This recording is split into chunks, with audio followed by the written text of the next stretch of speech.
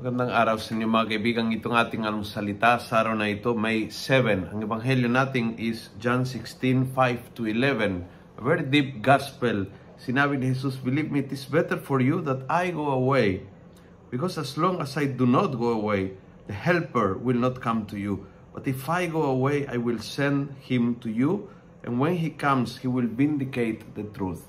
Many times na we have to let go someone important, and even Jesus asked, I have to go away.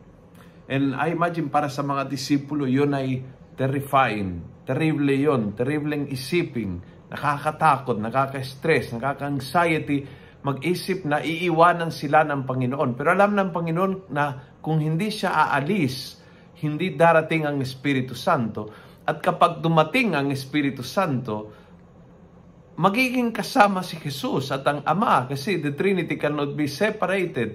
Therefore, hindi sila lugi, kundi sila ay sobrang mapalat. Makakaroon ng kakaibang level na pangunawa ng presensya ng Diyos sa kanilang buhay.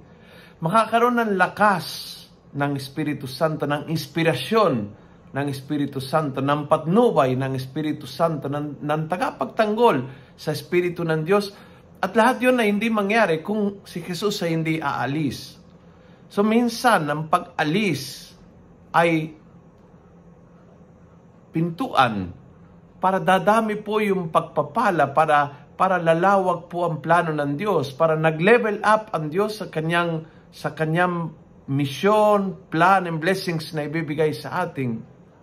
Minsan kailangan to let go.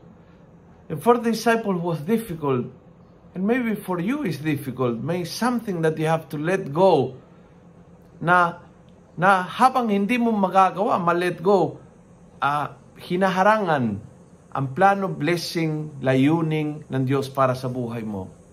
Tandaan mo, si Jesus hindi kailanman ay tatanggaling ng isang bagay sa iyo kung hindi magbibigay na mas mahalaga, mas ganap, mas tunay, mas totoo, mas malalim, mas mapalad.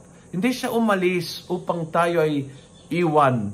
Umalis siya upang lalong maging kasama natin. Pero kailangang umalis to give place for the Holy Spirit to come to the church.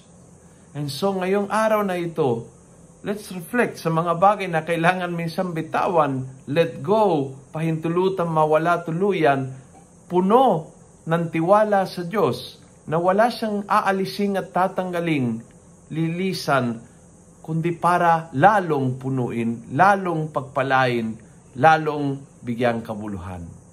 Kung nagustuhan mo ang video ito, pass it on. Punuin natin ang good news ang social media. Gawin natin viral, araw-araw ang salita ng Diyos. And God bless.